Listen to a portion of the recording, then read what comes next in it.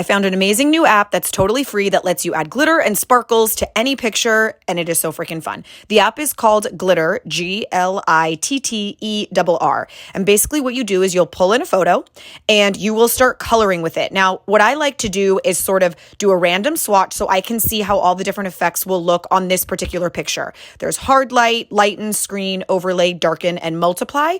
And there's also different colors. There's a lot of different colors available in the free option, and even more if you want to go pro. Basically, you're going to adjust your brush to the right size and just color in the space that you want to apply the crystals. There's an eraser that you can use and adjust the size of the eraser as well as the pen itself.